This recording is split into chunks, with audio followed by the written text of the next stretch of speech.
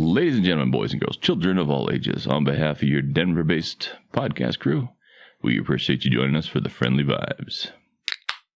Coming to you live from TSS Universidad. My goodness, am I pleased to be joined by my guest today. A good-looking, handsome man who also likes to smoke weed on a Traeger. Grayson Garcia. Thanks Absolutely. for joining me, brother. Thank you for having me. This is an honor, man. Feel free to pull that in a little bit. You want it? I love maybe that. Yeah, a little more than a fist or something like that. Is there is it directional, or I'm just dead on into my... Whatever. Let me get a suck in here. Yep. Yeah, there it is. Wow, look at that, eh?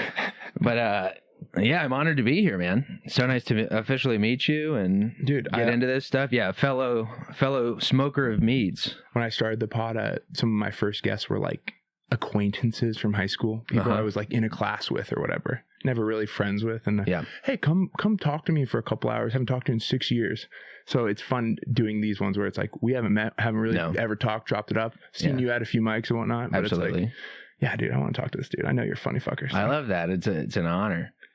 Yeah, it's always fun chopping shop up about smoking meats too, because it's few and far between that you get to talk to, because there's people who are like, they appreciate eating food, but then they have no idea about like what it takes, because it's like, I'll whip up a brisket or a pork shoulder, but then it's like, I've been up since 5 a.m. and it's 8 p.m. It's well, yeah. I promise you dinner at 4, honey, but it, meat takes time. The trope where it's like, it's going to be 30 more minutes and it's 10 o'clock at night. I saw the guy's already like half a fucking 30 rack in. I saw a picture and it was like, I think it was Elon and Trump was like really serious and Elon's in the back like being all autistic. And it was like, Elon's like, me excited that the meat is ready, my wife who's been waiting since 5 p.m. for dinner. It's like 11:30 or something. It's like that's it. Great. I love that. Yeah, I just I got a deal on at King Soopers. They had a deal on pork shoulders, and they literally had buy one get one free. And that's what I'm saying, bro. In my life, I've never seen some deal like that. I've seen like half off, where you can buy one, get one half off type thing. But buy one, get one free on a fucking pork shoulder, like a 9-pound pork shoulder that you can feed like 10 people with. Or yourself for a week. Yeah. Yeah. So I was like, I got to do it up. I was like, I got to do these up. I don't know if this is going to be interesting to the listeners, but this is going to be we're going to talk a lot about smoking meats. But yeah, I was like, I got to do these up in 2 different ways, because you can only have so much pulled pork. Oh, so you did 2 different kinds. Yeah. So the first pork shoulder, I did it up. I have like a pressure cooker, but you could do a slow cook on it. So I did slow cooking on that, and then I did it in like a traditional carnitas fashion. And so I did that up, and then I put it in a sheet pan, and then I broiled it, and then I got a nice fucking crisp on it. And then on the side, I did up like my like grandma's homemade salsa, because I'm half Mexican, and I did that up in like my molcajete. Oh, and I was like, just tradish. Grayson, I think we have to wait 5 minutes for the YouTube censors to let me come. Oh my god! Oh my god, that sounds good, brother. That one, and I just recently, I'll have to have you over to my next barbecue, but I did up just like traditional pulled pork. I'd love an invitation. Almost guarantee I'll be working. Yeah. Love you to death, I'd love to. I'll figure it out. No, that's great. But I'll save you a plate. I've been talking for the longest time. Like I do chicken wings. I want to do a big one, maybe before the move or something, where I can do a brisket, have like a bunch of people do like a rotating thing, or maybe like a huge open pod or something. I don't know. Something fun and big. Yeah, just like circle people just in and to out. Try something, you know? Yeah, that'd be super fun. I mean, that's what it is too, is it's like I heavily enjoy cooking, but I also heavily enjoy being a good host. And like putting it on and like taking the time, and like for the traditional pulled porks, I'll make a South Carolina style barbecue mustard sauce, and I'll like pickle the onions with thyme and stuff like that, and just really make sure that like I want this to show through to where people are like, oh my fucking god, it's not just like I'm having people over to like grill up some burgers and some dogs and there's mustard and ketchup, you know what I mean? Like, yeah, I want people. How old are you? I'm 29. Okay, so I'm 27. So in late 20s as a dude, even just a little bit of extra effort puts you like leaps and bounds of most of like hosting as a young guy. 1,000%. So when you're making your own crema, the shit fucking shows. Absolutely. People are like, this is crazy. There's so much effort here. Well, you said you were interested in starting a podcast, and I encourage you to fucking do it, because I know personally I've learned a lot about myself, and I think I've grown through doing it, whether people see it or not.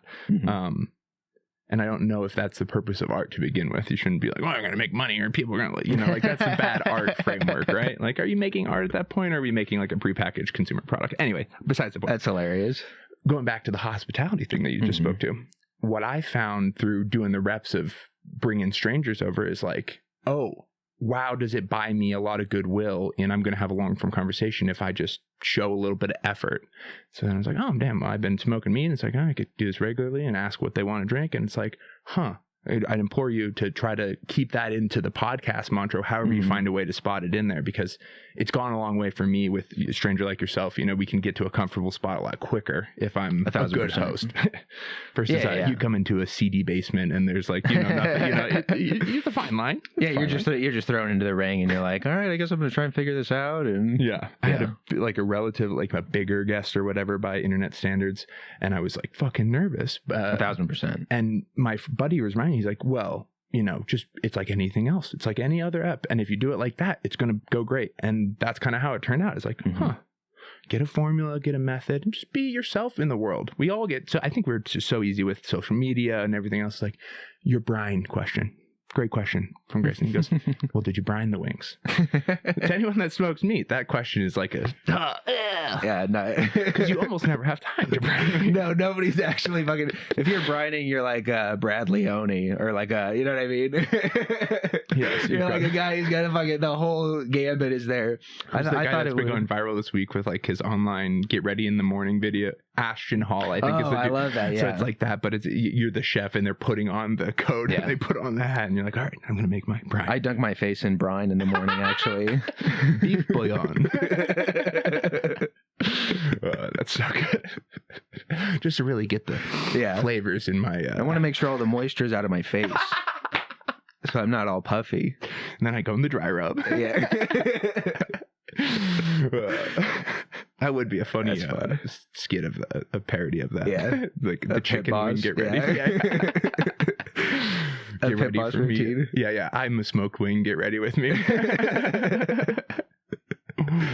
I like that. It's fun. Oh man. Yeah. Smoke beats beside. Are you from Colorado? No, I'm originally from the Bay Area. The Bay Area. Okay. So I was born in Santa Cruz, but then right on. Call myself a cognitive native because we moved here when I was 1 and I don't have any memories of No. You don't remember? That's weird. You don't remember anything from when you were 1? No. Are you? No, of course not. He's like, dude, gaslighting me. You got a bad mind, man. It would also be funny if like half of my memories are just from when I was 1, and then everything else is like in and out, but the rest of my life or whatever. There's got to be a condition or something. That's like funny, that. yeah. So the Bay Area. I don't think you actually start forming memories until you're like 3 or 4 or something. I think truly I've talked about it. I think my first memory is 9/11 because, and the only reason it's my first memory is because I would have been 4, just over 4.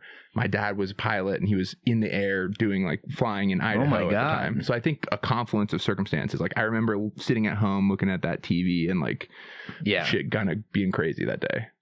Yeah, but she was crazy that day. Fuzzy. I don't know if I can even count that as a first memory. I don't. Yeah. What's your first memory? That's crazy. It is a crazy question.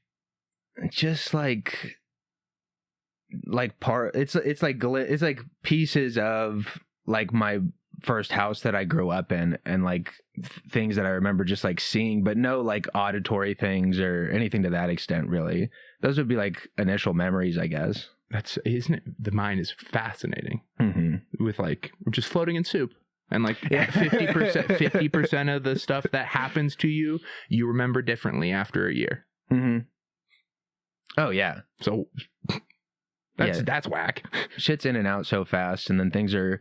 I think it's also crazy now with the form of like rapid influx of information that we get. It's like how like you're taking so much new shit in that and then there's the thing where it's like you're only able to retain so much because you're pulling things from like everything that you're receiving now is in like short-term memory, which you've pulled from long-term memory or whatever. And then the things in long-term memory that you've instilled, which are like these key memories in your life, you're able to pull from because they've been ingrained there.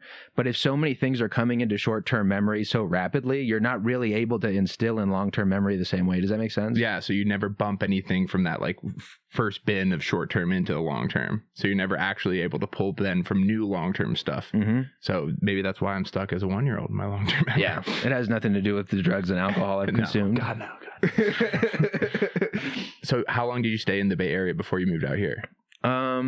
So I was born in Berkeley, and then I grew up in like the North Bay for a good part of my life, and then my parents got priced out of there, and then so I lived and grew up a good part of my life in the Central Valley of California, which is just like a lot of farmland. And where my fiance's from.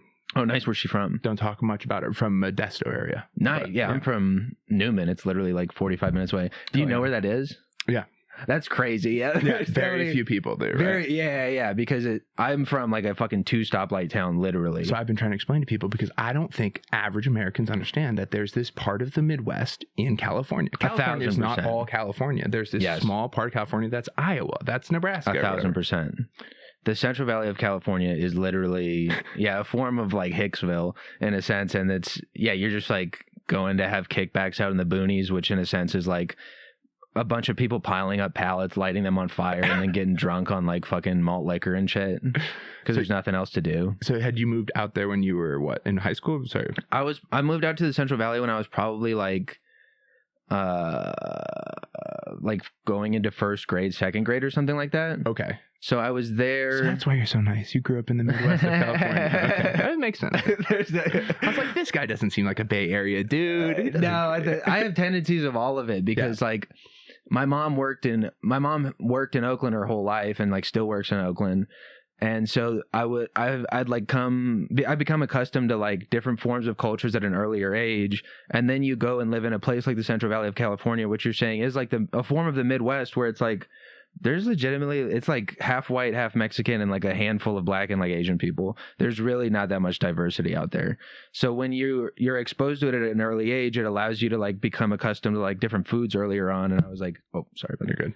And I was like really into all of that type of stuff. But yeah, having that form of an exposure also had instilled in my head when I was like 16 that I need to get the fuck out of here. There you go. And then as soon as I graduated college, I went to Monterey for 2 years, and then I transferred to San Jose State, and then I graduated, and then I like started doing comedy out there, and then lived out there all the way up until I moved out here in 2020. That's so dope, dude. Yeah. Awesome.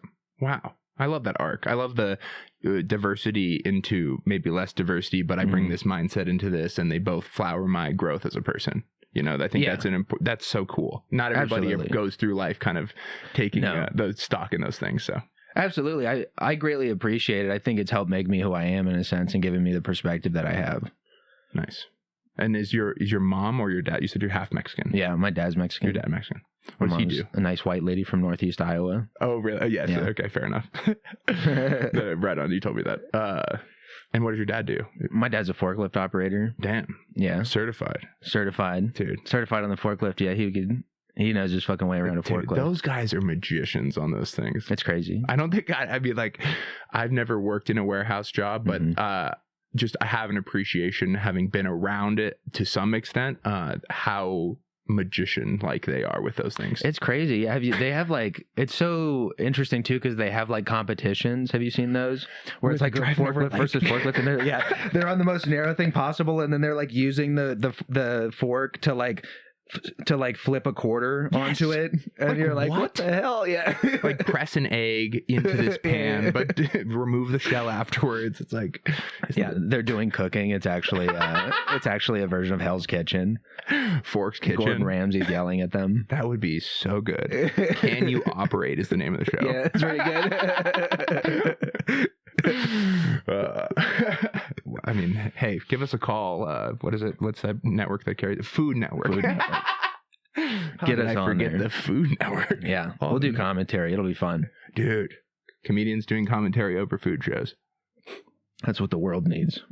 I think H. Foley and Kevin Ryan are set up for that, though. I think they'd be the first call up if anyone's ready for that gig.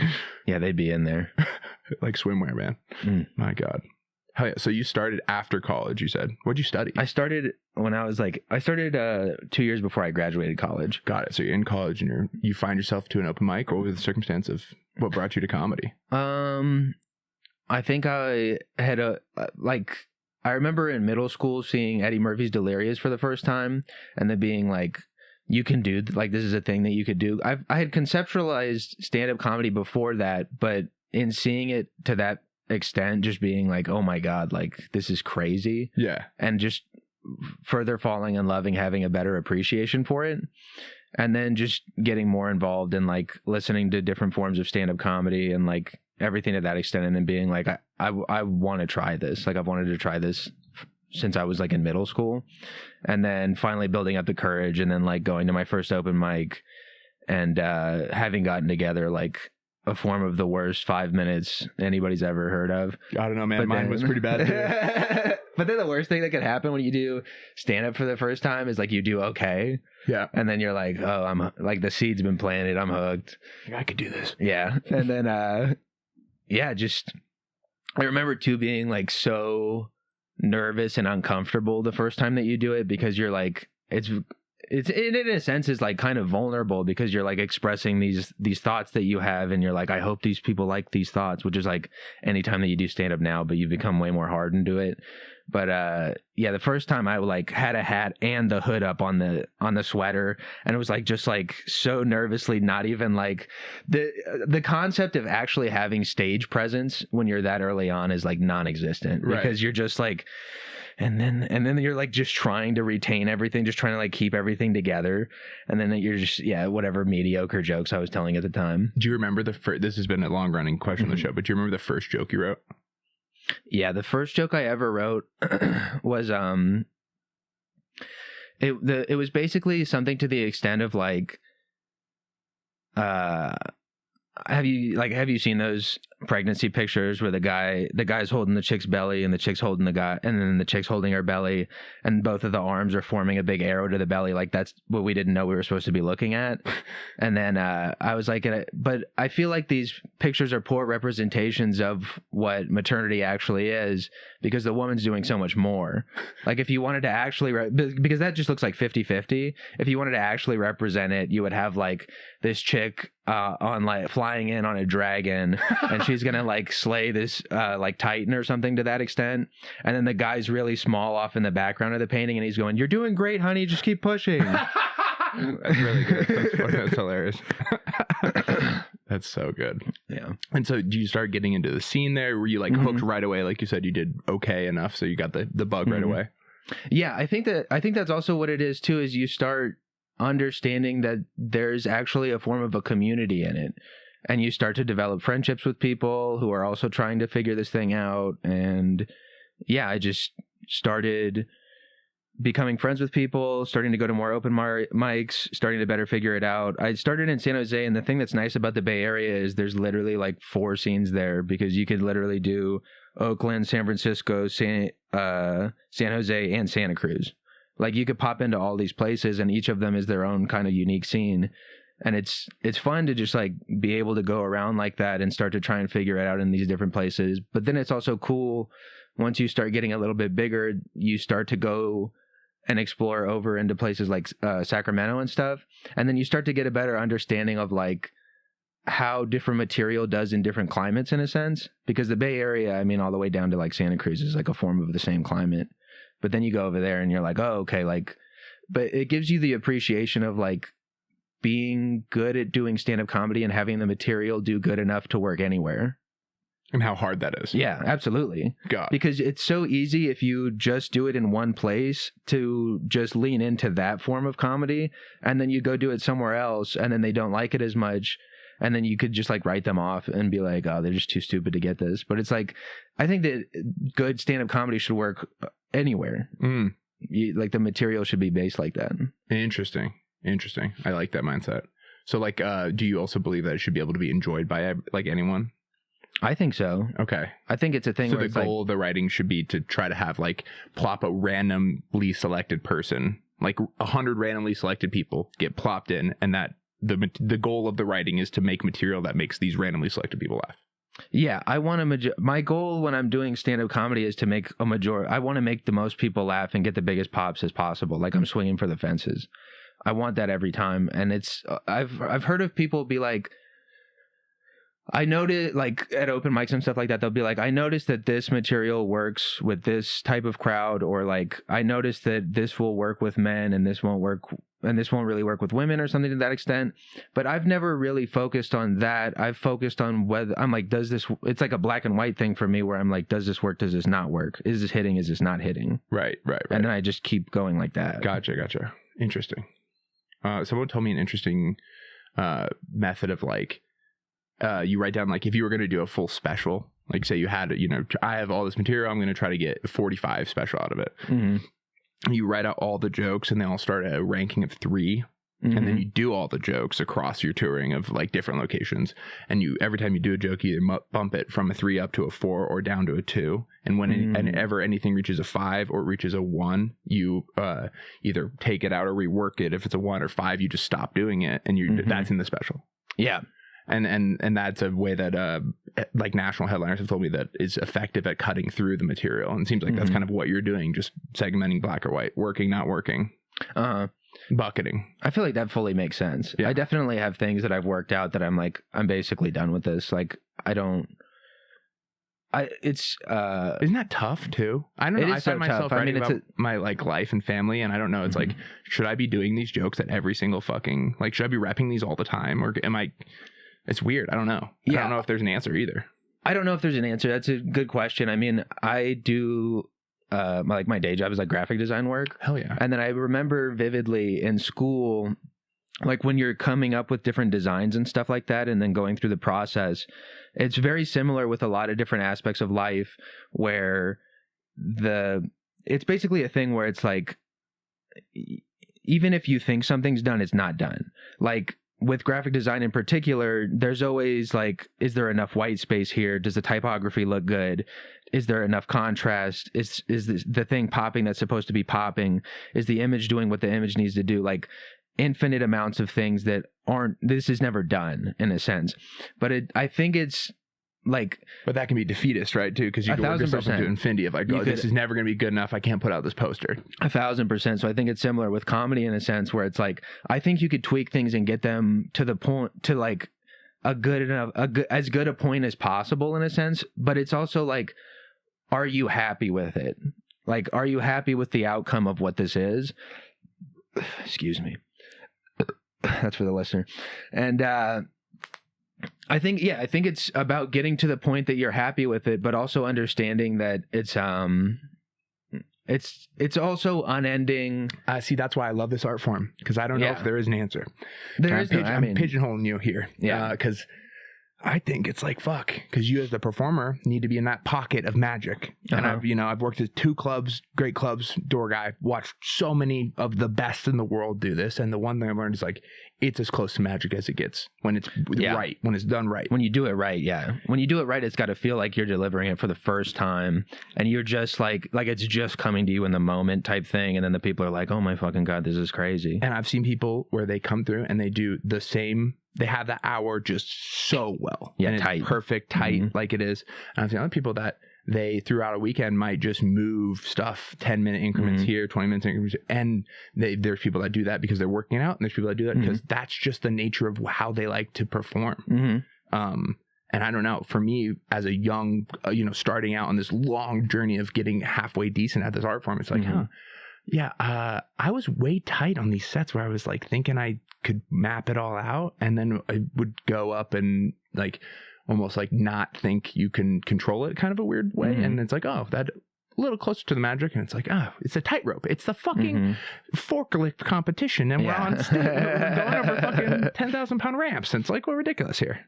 But I think that's why I'm drawn to it over and over and over again. Is like, what the fuck am I doing with the ringer on? I'm trying to make sure he gets here, but I gotta turn it off. Yeah, I mean, I think the never-ending nature of it is what is so alluring to me, because that's what life is. There's no answer. We are all pigeonholed.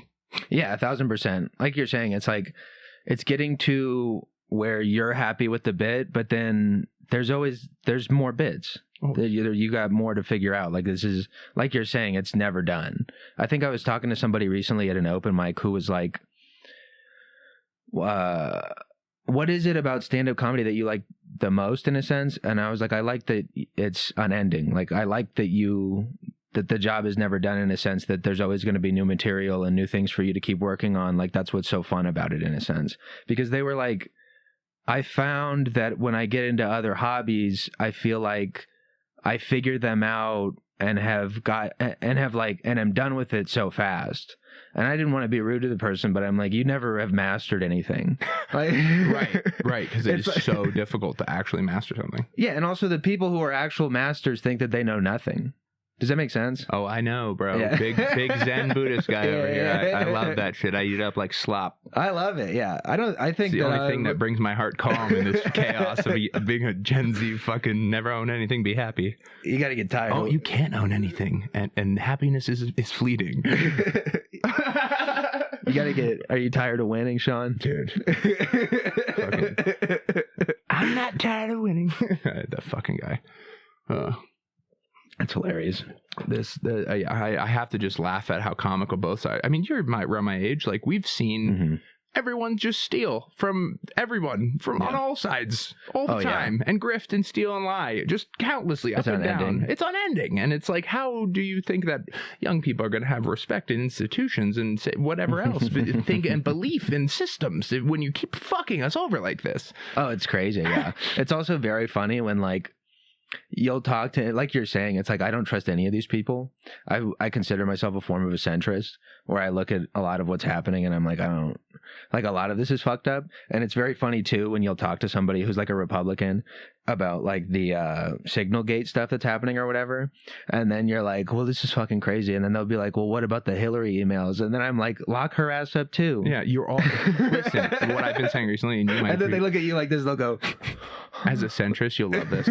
My mom called me, she's like, well, I just hope, you know, that's not my mom's voice, but I'm going to make her this voice for this one. I love this. Yeah, well, you know, Sean, I just hope that these people get held to account, you know, like they've stolen all these hardworking taxpayer dollars, and I hope they get held to account. I go, Mom, young people in this country will not pay taxes happily, willingly, believe in systems of power, or want to go out to vote for anything, because it doesn't matter until we use America's gallows. Well, what's America's gallows? The St. Louis Arch Mom. I'm talking Pelosi, Schumer, McConnell, the big three, hanging hundreds of feet in the air for the fine people of America to see. That's when we can all come together and say, all right, I'll pay 20% to this shit. All right, I guess. I guess we'll figure it out. Yeah, but like, that's the centrist mindset. If all these fuckers are stealing and robbing and lying and cheating and colluding behind closed doors and pretending like they're fighting, but they're on the same team. It's just so evil. Yeah, it's absolutely crazy. And then single moms out there and the people that are like raising families and shit, and like, how the hell? It's very frustrating, because there's so much good in this country, and there's so much ambition and added value and growth that is being boot stamped out by the fact that these people don't have any tension in their rubber band of their brain to give to anything beyond, because they're just fucking, we're all just cogs, dude. We've become I hate to say it, but like, dude, sharecropping came full circle. They've got us fucking boot neck down. We all just go to our little cog based thing, go one step to another, do our it's just crazy. And we used to break up companies. We had large corporate interests that used to get slashed up. Remember T-Mobile and Sprint? They wanted to join back in, like, I don't know. They didn't let that happen. Remember that? It's going to be a monopoly. But dude, now BlackRock owns 30% of all the homes. Fuck BlackRock, bro. That's BlackRock and Lockheed Martin are straight up the devil. Like, how are we not like using antitrust law for what the law is for and breaking up these huge monopolistic corporate interests? Yeah, BlackRock straight up is one of the biggest monopolies there's ever been, and they own like most of the single family homes in this country or some shit. It's fucking crazy. I don't understand how that shit's. I mean, I don't understand how a lot of things that happen in this country are legal when they're supposed to be forms of checks and balances or whatever. But one new one I found this week. Private equity firms like BlackRock, large economies of scale, corporate interests, they are starting home service companies for all these first-time home buyers that they, you know, basically finance the ability for people to get in the homes. Otherwise, they would just sit on the homes and own the homes and appreciate that. So anyway, they've got these home services companies that are going to do like HVAC services for these new home buyers. Well, what they're doing is they're being very predatory with these services, in that if you can use them to, you know, install a new air conditioning in your new home, but they'll provide the financing, and if you miss a payment, they'll put a lien on your home and they'll take your property. That's crazy. So they'll backdoor themselves into owning your home too. Yeah, they're getting the full circuit. They're literally making it to where it's like we're everything for you. Yeah. The company store? Has anyone ever heard of this? Like, that's Company USA? I don't know. Like, come on, guys, wake up. It's crazy. It's crazy. But I mean, dick jokes in the dark of a dark room and a beer. Oh man, you gotta do it. I mean, there was like right after Donnie got in office. Donnie. That's great. Yeah, I should call him that more. That's hilarious. Donnie's the best. As soon as right after he got in office, my mom likes that I call him that too. It's right after he got in office. He was like implementing all of this shit or whatever. Is it second time around or first time you're talking? Like 2016 or this time? I think the first time around. Okay. And it's an unending slew of slop. I'm like, wow, this is crazy. Well said. An unending slew of slop. That is what it is. Mm-hmm. And we just eat it up. And a 24-hour news cycle. Oh man, there hasn't been anything worse for actual meaningful information getting on the average person level. Because there's no way, like you said, short-term, long-term memory. There's no way that people are able to compartmentalize any of the corruption, abuse, neglect that positions of power take over people that don't have power if they can't section that from short-term to long-term. Mm-hmm. And if you overflow them with short-term stuff, they never can. And then they just stick to their one issue, whatever. Exactly. And then if you're never able to actually instill anything in long-term, whatever they tell you something is, you believe it. Because you don't have the memory of it. It's literally like Orwellian in a sense. So it's straight out of Orwell. Mm-hmm. It is mind games. It is operations. It's crazy. It's crazy. And it's both sides. And that's the thing that gets me. It is both sides. Is I'll have a guest one week coming here on this side and they'll tell me, bah, bah, bah, bah, bah, bah, bah. And then the next week, another opposite side. Bah, bah, bah, bah, bah. And I'm like, both of you are like, I laugh at both of you because both of you could just sit down and get coffee. And if I somehow there's 3 gates in between getting you to understand you're both dumb for the same reasons type of a thing. I'd love it. Yeah. It's also like we got to eat chicken here. So why don't you put a neat little bow on that? I'm sorry. Put a bow on it. Usually, are we coming back? We're coming back. We'll be right back. I'm supposed to take the politics talk to the after hours, and I brought it in early. I'm going to talk about how good this chicken is later. All right. Okay. Hugs and kisses. All right. You've heard the radio before in your life. This is our signature station identification. You're listening to 91.1. Oh shit! Was that another plane? We'll be right back. Is the play on the podcast name because you're so fucking tall? Yeah. Yeah. Yeah. How tall are you, dude? Too tall to live. 6'9" if I stand up all the way straight, but I try not to. That's perfect height for comedy too. Yeah, right.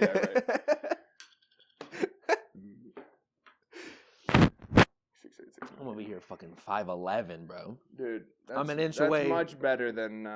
No, I'm always ever gonna be an inch away from being enough. No, that just means you're gonna work harder and be better at everything because you're not just handed I gotta make up for it.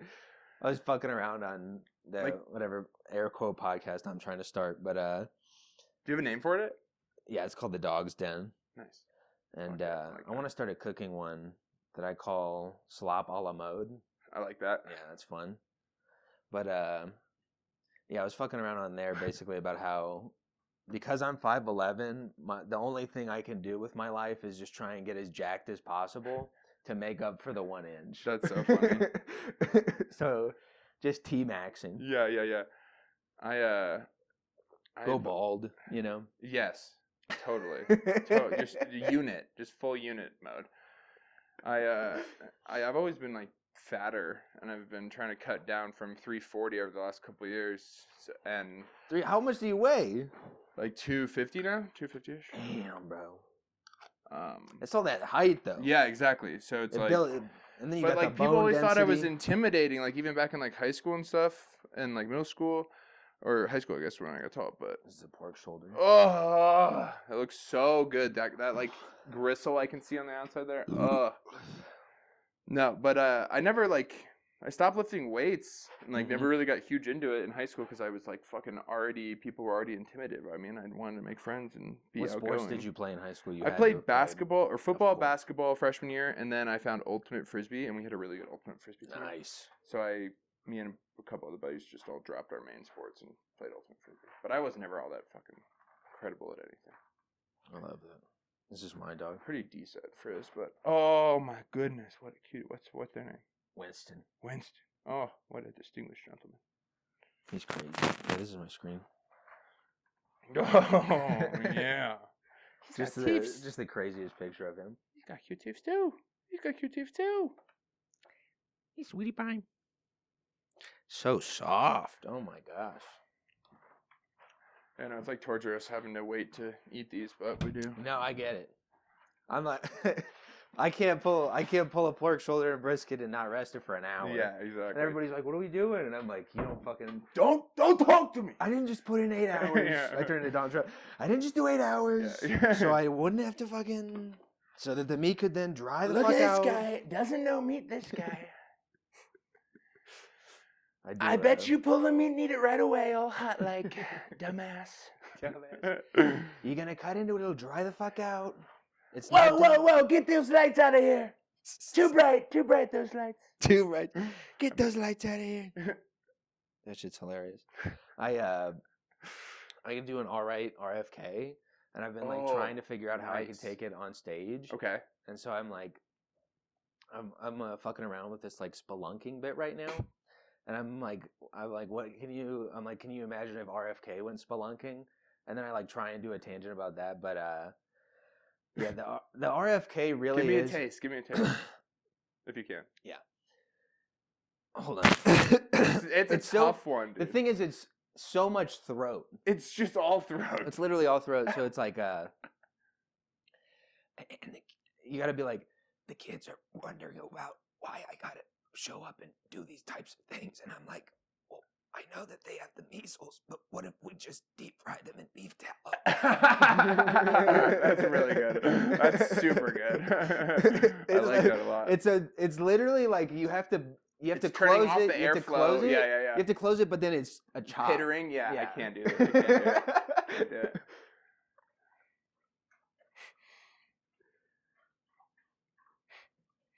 I ran out of lube the other day, and I was like, "What if we just use beef tallow?"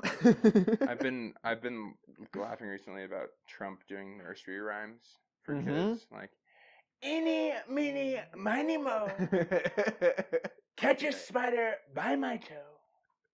They could never. They won't get by my toes. They would never catch me. They won't find my toes. That's great. I'm not sleeping with the spiders. No, move my room, different room. They want to get us bigly. I do. I also like one girl, 3 bears, a lot of porridge. A lot of porridge. That's basically the story. I don't get it. I was never on those flight logs. I like that.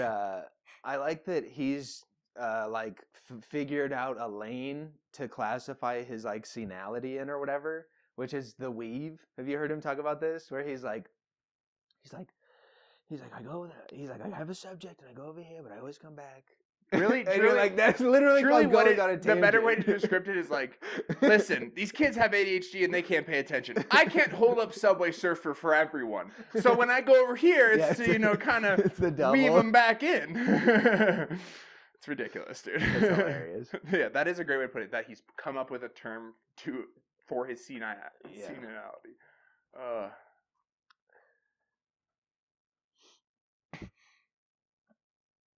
What are you hitting over there? Oh, it's just Nick. Nice. Nick stick. And then I got a little weed stick. Oh, the stick action. Hey. What did that tag be? Yes. You're going to go in your crate because you're too crazy. She inhaled a whole chicken bone like a month ago. Yeah.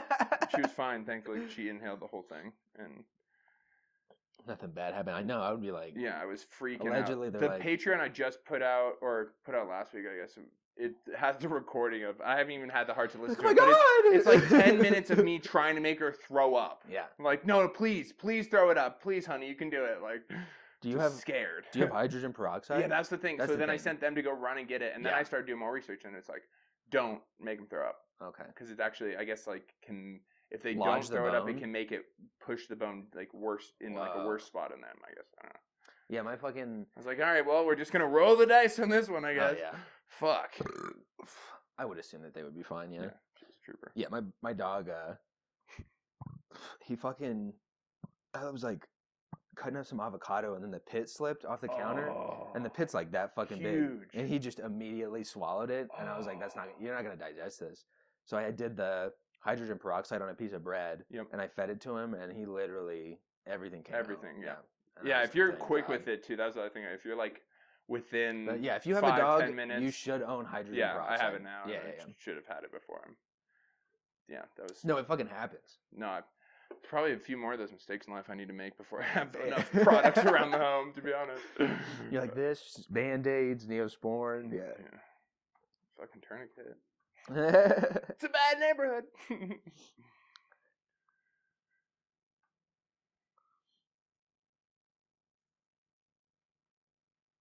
Are you a sports fan? I like watching live sports, but I don't. Keeping up with sports is too much for me. Nice. But I'm from the Bay Area, so I'm loyal to the soil on that. Nice. So you fucking tore my heart out last night with over my squad. It's okay. My fiance is also the first year that we were dating. You said she's from Iowa. No, she's from Central Valley. She's from the Central Valley. You went to college in Iowa. Yeah. The first year we were dating, I had gotten some playoff tickets, and we went to the Warriors series where they just beat us every time. And I was just every game walking to the car, so sad, and she was so happy. Pissed. I'm also like, that's sports, baby. Oh yeah. Let's go. Come on. We're gonna go in your little crate for a second while we eat. Yeah, I'll give you a treat. Crate for a treat. It's also like I live here though, so come on, go to your crate. I'm gonna support the teams here. I know. Yeah, and like being at a game, if your team's not against, it's more fun to support. Yeah, like I live here, why not? Yeah. Be down for the cause.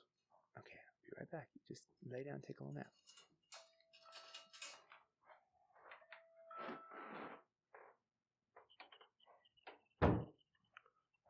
Hell yeah.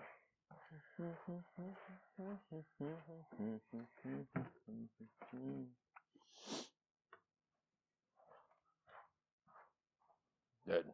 I'm honored. Thank you so much. Absolutely. Please eat as many of these as you would like. I admittedly have been potting way too much since last summer, and you've been what? Been podcasting just too frequently, and I've kind of cooked myself out of chicken wings almost. So I'll have a couple, but I won't. Twist my arm. Okay. Most of them are for you. This goddamn labyrinth getting in here. And do you like barbecue sauce? Sure. I mean, I want to try one straight out. Yeah, feel free. I'll pull a few more sauces in. Oh my god. Yeah, these are great. Do they come out all right? All right. Nice and moist. Nice rub on them. I like the heat level. It's always a little weird when I have to marinate them from that wet stage or dry or rub them rather. Jesus Christ.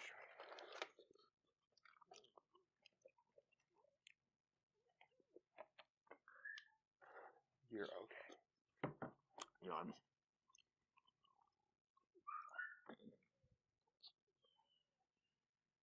Thank you so much, dude. Yeah, dude. Thanks for coming on.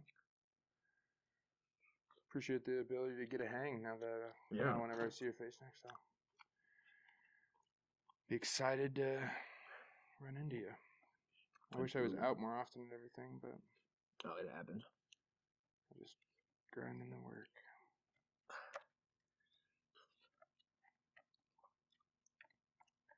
Yeah, I do a boring day job, and then What's your day job? Just like accounting and title legal compliance for a small private equity firm. Just boring.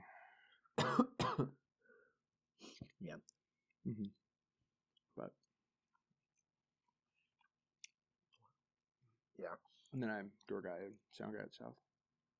That's cool. So, how'd you get that? I just applied. Nice. Been working there for 2 years now. Nice. Is that how you met Jeff?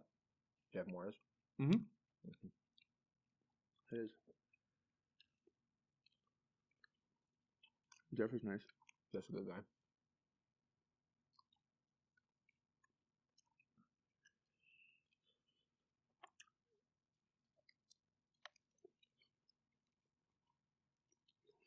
He's got a show going now too, right? Mm-hmm. He started running one at That's cool. City Comics. Or Comic Sense. Or, no. It's called City Records. Mm. And his show's called City Comics. Okay. Nice. Mm-hmm. That's fun. Is it a showcase or a mic? Showcase. Nice. It's a nice spot too, because like it's they're converting the like small like action figure / record store that they have into the show. So they're like just moving a bunch of stuff out of the way and then putting chairs in there, but it's literally a space where like if you have like 12 people, it feels packed. Oh, nice. So I'm like, this is fucking ideal. That's fun. Little kill box. Exactly. And like, so you don't even need to pack out with that many people for it to feel full. And the people who run it are also like hella chill. So like, as soon as they are done with their business or whatever, they facilitate running the show. And then like, you can like drink in there and smoke weed and shit. Wow. Yeah. That's super cool. So it was a fun ass time. I did it with, I was on it and like Matt Kobos was on it. And nice. He fucking crashed. Matt's great. I was on Stella's with him. He was fun. I see him all the time at the club. Yeah, I just did I got pulled for a thick skin like nice last Monday, and that was cool. What is that when you get pulled for? Yeah. Nice. And I literally was like, they did. Have you seen the show or done the show? Yeah, I've produced it. Yeah, right on. Itself. So it's fun. They do like 3 or 4 bucket spots, and then the last one is like they pulled 3 people. Okay. And I was literally like, they had called 2 other comics, and they had left already, and it was like, and then I was literally the last name they pulled. Okay. And I was like, this is crazy. So you got when they pulled. I don't know if they've done that one when I have had their show. They pull 3 and then they all do a set? No, so they're pulling the bucket spots, and then the last bucket spot before the like last actual booked person on the show. Yeah. It's they call 3 comics up, and then all 3 comics come on stage, and then they put their hand over each comic, and then whoever gets the loudest. Yes, I have. Okay, no, is who goes. But gotcha. Hey, you're okay. I know. Sorry. Okay. No, She's fine. She's just. I have a dog. Yeah, I totally get it. Hurts my heart hearing her whine. I know. I was in the like. So you were like thinking you're done. I was like down and out. Yeah. Well, I was already because I hadn't like seen the show before. The only reason I went was because excuse me. You're good. You know who Salma Zaki is? Yeah, I love Salma. Salma's like one of my best friends. I've met Salma like 2 weeks into doing comedy in the Bay Area. Okay. And so we're like, that's dope. We're really good friends. Is she back here or is she still? She's in New York. Yeah. I gotta, because I know I was trying to get her on before she left, and we've bumped into each other a few times since then and been like, when you're back in town, just need to. She's really the whenever best. She's back, I need to wrangle her on. Yeah. And she's so fun. She's hilarious. She's killing it. She headlined the Underground too. Oh, nice. And I checked that out. I was like, you're killing it, dude. So fun. Yeah. She's always somebody too who's like always worked at like coming up with new stuff and like tightening, and I'm like, God, it shows. Like, it's great, and she's headlining, and she deserves to be.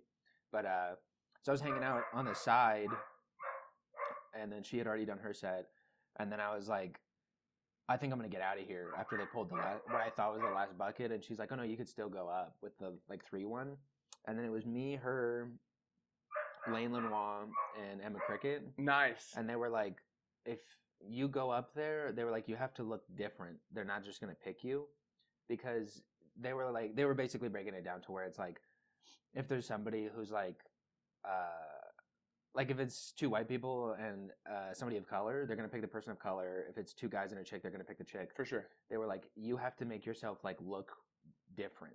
Okay. And I was like, okay. So they were like, you have to do this, and they told me to like tuck my sweater into the front of my pants and then turn my hat backwards. And then I put my hat backwards and like up at an angle so it looked like I didn't have eyebrows. Nice. Okay. And I looked like a ghoul going out there. And then they picked me, and then I immediately just like went back. But I was like, at least, and then it was literally like me. There's this newer comic named Cruz. I don't know if you know him or not. And then there's another comic named Paul Garcia. And we literally just look like a Pokemon evolution of each other. And they picked me. I mean, I literally, if I hadn't have done that, we literally would have looked like the same person. That's so funny. And that's really the only reason I got picked. How'd it go? Do well? I did pretty good. Nice. Yeah, I was pretty happy with that. Good. I got pulled back up for like who won. Yeah. And it was between me and Jack Comstock, and Jack's a fucking murderer. Jack's so good. Yeah. Jack's. You're actually following him on the pod too. Oh, nice. He's the most previous guest that. Nice. I don't know. What's this about? What do you got here? This is that's good. This is good too. If you like spicy. It's all good. Yeah, Jack's so funny when he talks about fucking I-25. Dude, his tangents are so fucking good, and like just the way he's able to like take a concept and run with it. It's like, yeah, this is great. It's also something where like, thank you. Sorry. When I started, my bad. I didn't realize. When you start like working with people who have a lot longer sets, you start to see how they're actually able to like tag things out more. Yep. Instead of just being like setup, premise, tag, punch, and then just like go out of a joke like that. Yeah, really, that's most like, of my material. Huh? Not most of my material is not good enough like that. You're describing my act. I'm the same way. There's so much of my material that I'm like, yeah, I got it. But it's finding those avenues and like finding out how to tag out of it, and then like Jack had like a good amount of his set just being about like meal prepping, and I was like, this is fucking crazy. But it really shows like if you have a concept and you try and have fun with it, it doesn't. You're okay. Functional as well. Sticky up top, careful. That's what she's.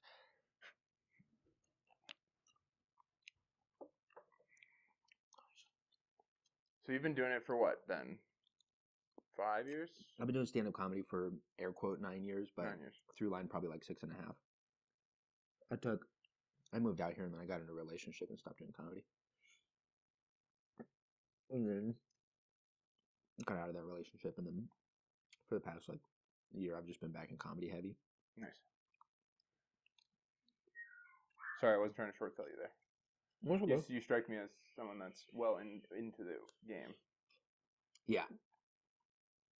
I'm always struggle with that question because it's like it doesn't. I'm not a 6-year comic, but I'm not a 1-year comic. Yes. Like I've been doing stand up since 2019 or whatever is when I did but like not at any crazy clip or anything. Mm-hmm. I don't even think of myself like a 5-year comic. I think I'm like a 1 to 2-year comic. Yeah. I mean, I'm not saying that in terms of like how much you've been doing comedy. I'm not 100% about it, but I think it's a thing too where it's like you start into it and then you start doing it for a while, and then you feel like you've gotten a good pace to it, but then it's the understanding of like just being real with yourself, and then also like comparison is the thief of joy. I'm just I have such a long run mindset to it of like I'm probably not going to be funny until I'm like 40s anyway. Like reach my final form of funny until I'm like a dad and stuff. Like, but I have accepted that unfortunately these are my people, these comics, and I am one of them. And whether I should have worked my whole life for school-wise to go to law school, and then decided I wasn't gonna at the very last minute because of an inkling, and then COVID hit 2 months later, and I was like, okay, inkling was correct. And if I went back to law school now, it would just be to like help people like you when you get your Netflix deal, like not get fucked over. Like that's the only reason to go to law school is like make sure people don't get screwed over by in contracts. I don't know what else I would do. I wouldn't go and do something in law. I would still going to be a fucking comic in heart. I don't think they're going to let that in the fucking. But it's amazing how much similarities there is between comedy and litigation. Wow. You're trying to convince an audience. Like if you're in a jury trial. Oh, that's true. Kind of Yeah, I did. We had mock trials in high school, and I won. Nice. My teacher was like, nobody's ever gotten the guy off for like both of the things. And me and my team did. Rape and pedophilia? Yeah. You did a great job. I think the two charges were like online bullying, and there was an actual like physical altercation or something like that. And then we got the people off by being like, you can never tie back there's a username to this person. And then also by being like, the way that this guy got hit on his head, our client is right-handed, so like he wouldn't have done it like that type thing. Nice. And then the jury was like, obviously this guy's so innocent. And we were like, Dub. And the teacher was like, the teacher promised us lunch if we won both cases, and we got lunch. Nice. Yeah. Hell yeah. Incentives matter even for children. Oh, yeah. So good. I'm happy to be in Denver and a great scene and like have some like there's just countless people that I could just talk to on end that are great. I've been saying it for a minute, but like I truly believe there are probably 10 to 20 nationally touring level people in the works in Denver scene right now. Yeah, for sure. Like, if not more. Like, people that can make if they kept with it and stick with it for what they can make a career on the road. Not saying they're going to be millionaires or whatever else, but like, there are people that can do this in Denver. It's crazy. Yeah. And I don't know if many other scenes have that many people that are just ready, lying in wake type of a thing. No, I think it is. I think it's a place that will allow things to flourish exponentially. I think it's also like, it's so interesting seeing like BK Sherrod come back here. It's going to take everyone, all these people that blow up, they'll leave. They all have to leave because Denver will never be seen. It doesn't matter how good the comedy scene is. It will never, ever be a thing where everyone will have to fly the coop. Yeah. I think sucks, but that's what it is. Yeah. I think. But it's cool seeing people come back, like you just said, with BK, with Billy Anderson just moved here from Seattle scene. I think that it has the potential to be a form of a big scene, but like you're saying, it'll never be like, I think there's classifications of like the highest form of comedy, and that's always going to be like New York and LA, but then I think Austin's in the running now for that. But I don't know. I think that it's also a thing where like social media is making it to where you can be a thing anywhere. Like Hannah Jones is a thing, and she's here, and she's nationally touring in a sense. I mean, Rory's here now. I think it's a thing where it's like you can. That's true. I just don't know if the latter. My doubt, if I had any, would be that the latter journey requires a stop outside of here and influence with the. I think so. Yeah, and that's the part that is tough. And I do think the Black Rocks of the world concentrate their influence economy around. You know, they're not going to want. I don't know. Maybe not. I hope not, but. I hope not. Yeah. I don't see any big production companies coming to Denver to produce. No, this is never going to be like a TV place. Yeah. The stand-up is growing so much that you're right. People might be able to get just their own base and go from there with it. I think if you're able to like figure it out like that. I also think that like I think if you want a trajectory through those bigger places, unless you're like so much of a name already, or like you got to have so much motion behind you, like an Alec Flynn type, to move to LA to actually have that form of a thing pan out. I think that if you're trying to make it through stand-up, I think that New York or Austin would be so much more viable. Yeah, that's because like LA really is. See, I think Austin's the move if you're gonna go from here. If you're I guess it depends where you're at. Like level wise, but yeah, either New York or Austin. I think I mean Austin has gotten big enough to the point now that you kind of have to be big enough before going. That's the thing. It's the mentality of like you don't want to be like right now. I think that this place in a sense is like a big pond, and I want to be a big fish in this pond before I go to a lake. You know what I mean? For sure. Well, I've been joking with other door staff, like, yeah, I might be a door staff at Conworks for 4 years, 5 years, whatever, doing comedy. And then I might go be a door guy at the mothership for another 3 years, just because that's like the path that I might have to take, and that's just what it is, Who knows? To get good. I don't know. What's going to happen. I mean, anytime you go to a new scene, you're starting over in a sense. Yeah, facts. That's definitely true. But it's the thing where that's going to happen regardless, but you want to be big enough before you go to these big things like a New York or an Austin type to where you can already be plugged with things. Yeah, for sure. And then start to take off from that point. Yeah. Not just like any form of these smaller scenes. If I were to like, say, move to like Portland or something, I would start over fresh. Because you're having to re-network and these people don't know you. They're not just going to want to put you on shit. You could probably send them a clip that will get you on something, but the networking is where the like years of that's what it is. Yeah.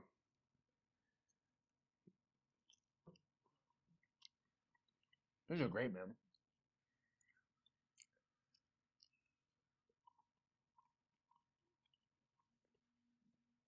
I concur.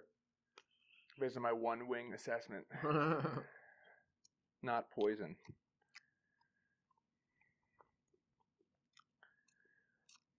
Yeah, it's a shame I've really cooked myself out of wanting them.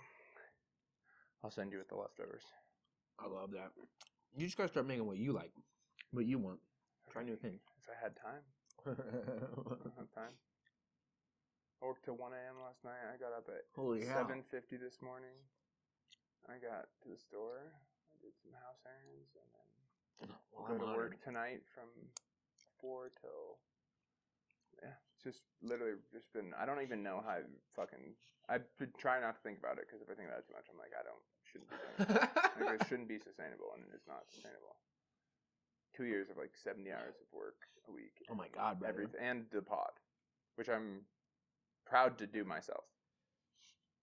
Proud to learn how to do the editing and make all the mistakes. Why the fuck did this camera not record? Let me look at that real quick. That's a great question. All right, I got my fill of wings here.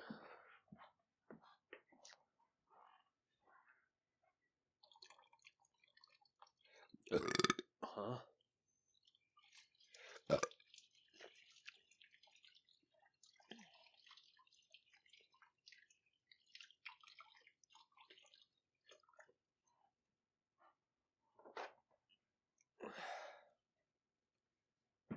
You say your fiance or your wife? We might have missed a little bit of video. Then I guess maybe 15 minutes or something. Probably just a little shit.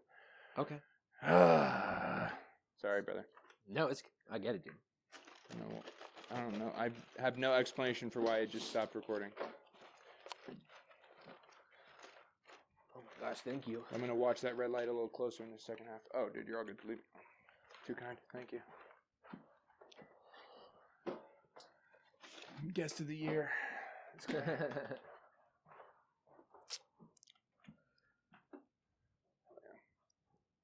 You said, what is your wife or your fiance doing for school?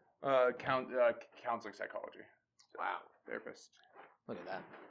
Which is why I have to not talk about her on the show, and I don't have her on my Instagram, and don't have any engagement. No, it's all good.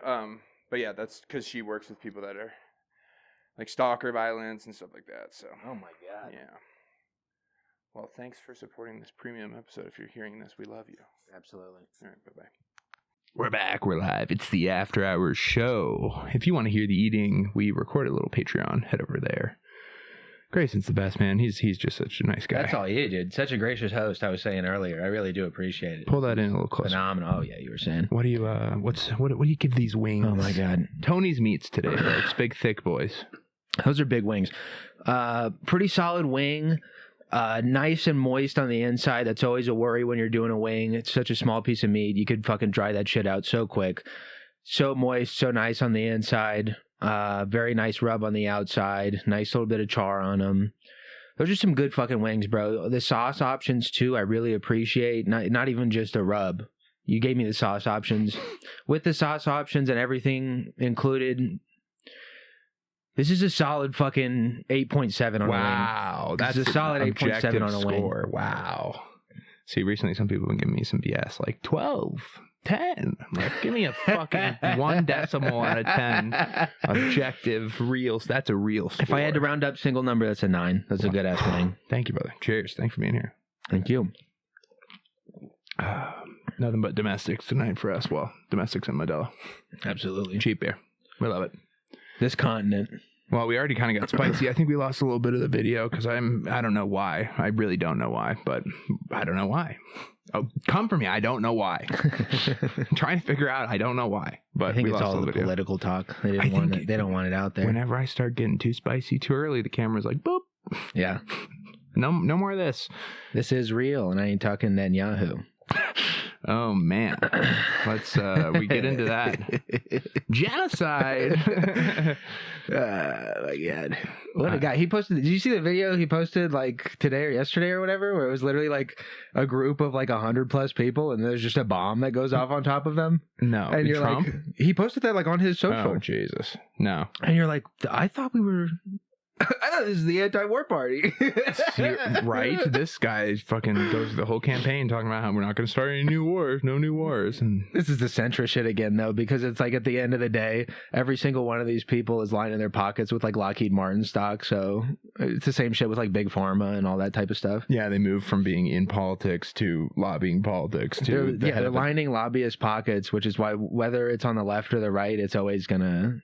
These things are still always going to happen. Yeah, and it's always a like I said, perpetuating problem because the people that could stop the perpetuation of the problem are the people that are profiting off of it. 1,000%. That's why, like, number one candidate ever has always ever been Bernie, but he's too left for the left because these motherfuckers are worried about lining their pockets. Well, and they already like completely threw him into the curb stomped earth back in 2016 with how dirty they did him there. And then I think after that point, he was like, I can't, like, what am I not supposed to take this pharma money now? Like, yeah. I mean, it's unwinnable. You guys showed me that it's unwinnable. I did everything I could to get, and you stole it from me. Literally, that's what happened.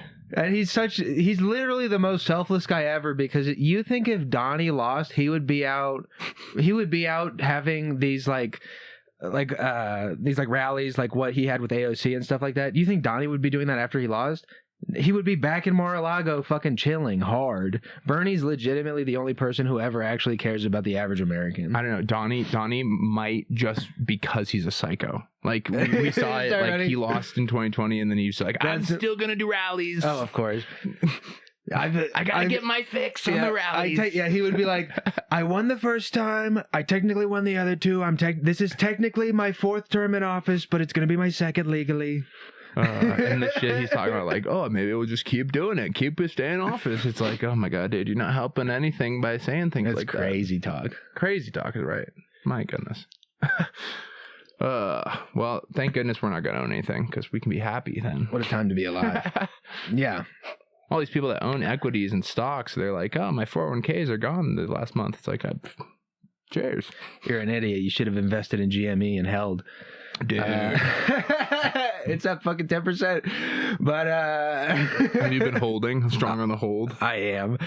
I'm still in. A real one. This isn't legal investment advice. It's never. But I'm going to make so much fucking money from that company. From GameStop? Yeah. It's not smart to. Don't take this as investment advice. No. Don't do anything I say. Did you buy in low? Yeah. I'm just holding. Just holding. What's your at cost average price? I think I bought in at like 18 or something. Oh yeah. Hold that. Yeah. At some point you'll be able to exit it above 50, it seems like, right? Yeah. I think that's going to go. At some point, maybe. Diamond hands, baby. We're going to like 120. But this isn't legal investment advice. I really don't think anybody should follow what I'm doing, but I am going to make it out on top.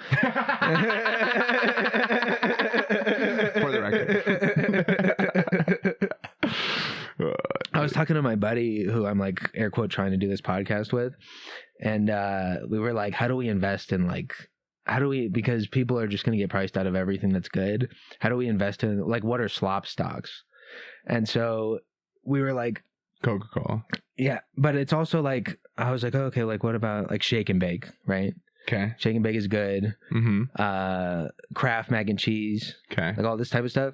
And we looked further into it, and the Kraft Heinz company, it's a stock. It's like Nestle. These motherfuckers own everything, like Crystal Light, Kraft, hamburger helper, like all this type of shit. Everything. And this is like, I was talking to my buddy about this last week, and I was like, I'm about to just invest all of my money in Halftime's company and hope that it's them. And then I think there was another one. I saw some shit on Twitter where it was like, Campbell stock had like, when everything was shooting down, Campbell's soup stock had shot up like 5% or something like that. And then the guy on Twitter was like, biggest recession indicator. And I was like, yeah. I mean, there are those things. There's those industries where it's like, this goes up. It's not good for everything else. Like all these people celebrating low gas prices. It's like, that's not a good thing. Exactly. People are like, this is down. And then it is also so funny that Donnie's doing this crazy fucking shit with the economy, but then he'll be like, to like Jerome Powell or whatever, he's like, this would be a great time to lower inflation. Yeah, like he just says that. Just put down those rates. I love it. He's like, just put that out there. Just PS from Donnie. Lower the rates.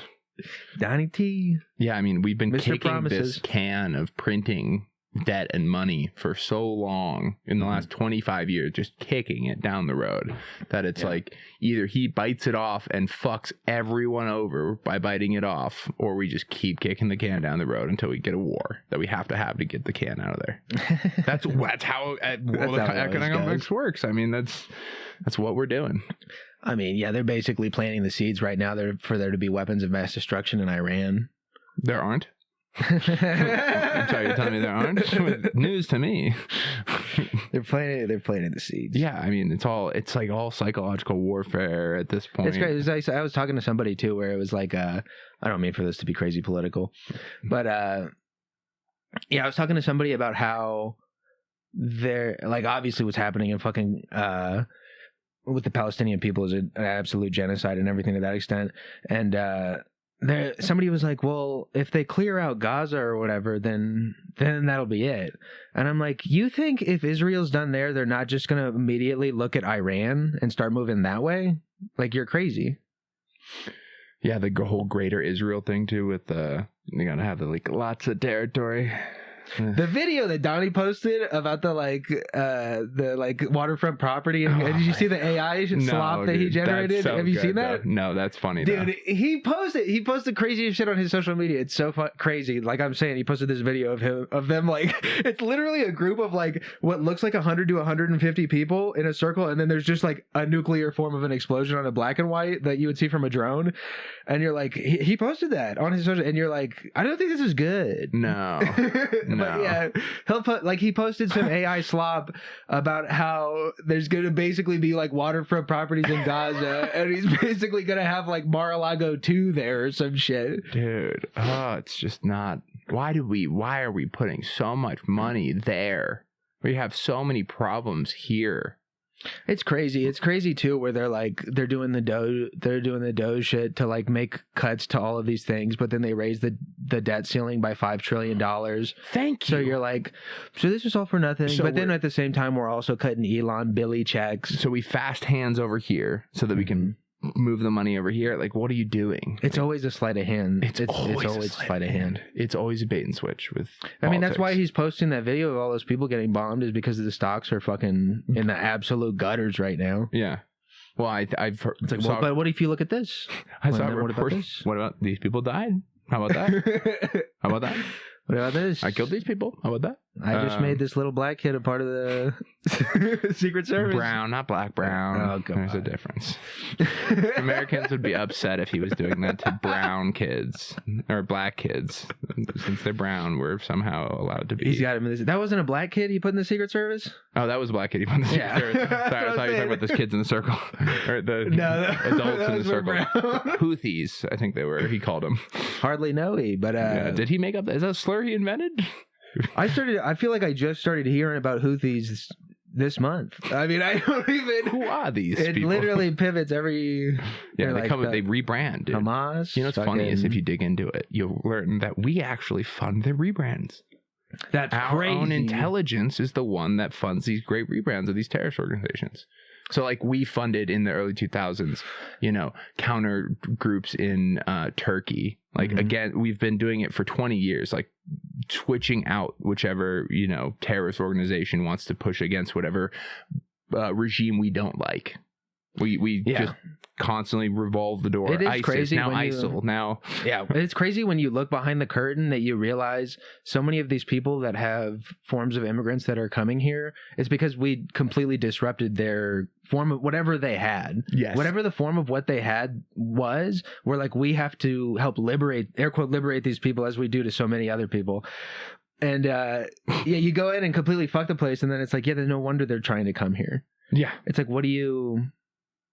Well, another one of the problems is, okay, say you've got a large part of the economic industry in a developing nation that is usually, when you have a developing nation, more of the economy is in the black market than the white market, meaning off the books than on the books. So drugs, bad things, crimes, right? So we go in to a place and we fuck up a lot of the white industry, so to say, the on-paper industry, but we also fuck up a ton of the off-paper industry, which is a huge part of the economics for a lot of these places that we like to play our war games.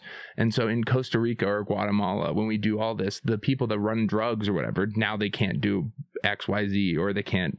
And yes, some of these are bad things, but there are other downflow impacts beyond just they can't sell bananas because we Dole does that now. You know, I've been trying to work out this bit of like, I work at a small family office, and so we get like random sales reps coming in trying to pitch whatever. And I really want to start messing with these people because our bosses don't like that these people just come into a private office. So I want to start fucking with them. Like, oh, and like, what do you guys do here? Have you heard of United Fruit? The Dole Corporation, we kind of taught those guys everything they know. But a lot of them are young, right? They're younger dudes, so I got to come up with something relevant more. Did you see that regime change in Syria recently? Well, you gotta be honest. That was us. What kind of Temu Fent are you guys on? I could take a card. Sure, I'll take a card. In fact, why don't I give you a card? Sean Connolly, Senior Regime Change Specialist. Yeah, that's right. I haven't met an undemocratic leader I can't dethrone. That's right. We'll get him out. Just fucking with these salespeople. They think I'm working CIA, accounting for the CIA. But yeah, you gotta have fun. I don't know how else to get through the day without. You gotta have fun. I think I don't know if I said this to you earlier or not, but I was talking about I was at a comedy show, and then this guy was like, "Why did that light go off? Check it." I don't allow it.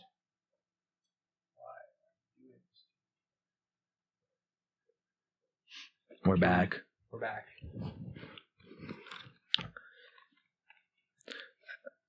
I was at a comedy show a little bit. Just in case I need that, sorry. There we go, baby. We're back. And so I was at a comedy show, and this guy was like, we were like going around telling people, hey, there's going to be a comedy show, just to let you guys know. And then it was like the week of when Donnie had come in office, and then this guy was like, I don't think this is a time for comedy. And it's like, there's no better time. People need brevity.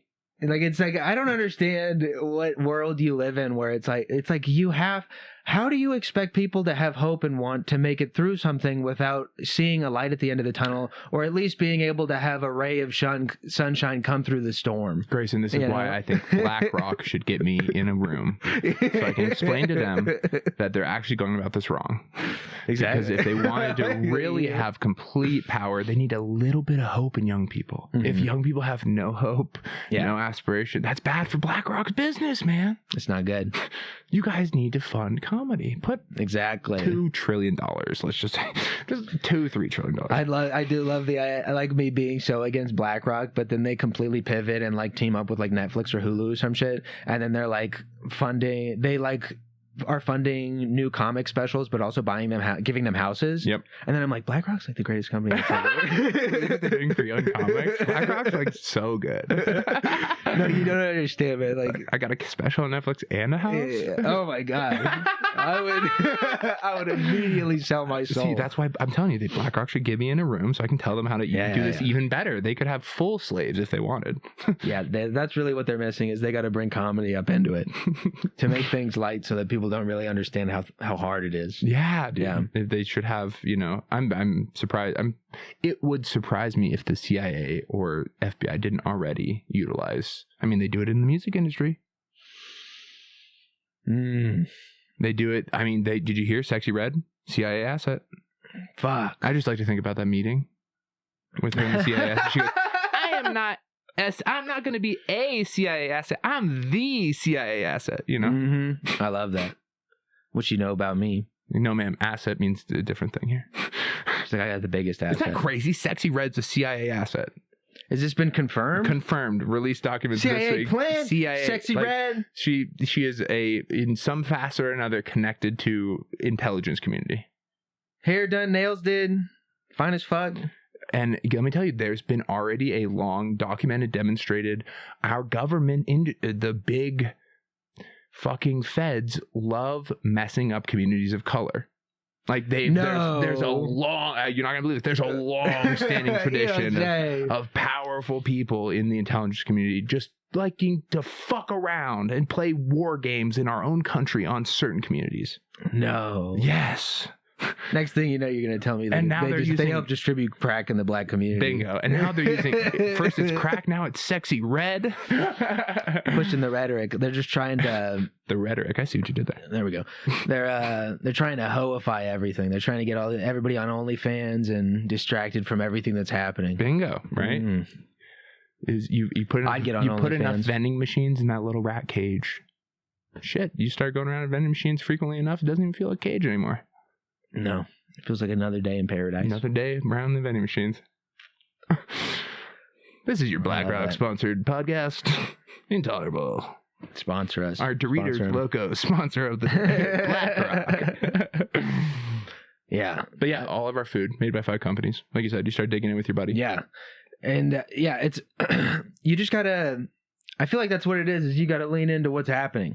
You can't fight against it. You gotta be on the team of the evil people, is what you're saying. Yeah, my money's on black, the mean guys. What I'm saying is... No, you're right, but that is... What I'm saying is, you don't want to support these people vocally, but you want to do it with your money a little bit so that you also make money. Bingo. And it doesn't mean, just because you support them with their money and they're going to become more powerful, a lot like what Elon Musk has become, doesn't mean that you really support these people if you call his car swastikas and say that he's a Nazi, because he is.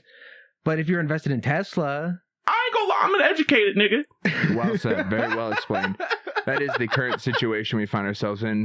Big Mike put a very beautiful bow on that. I love that. Big Mike's the best. The bastard.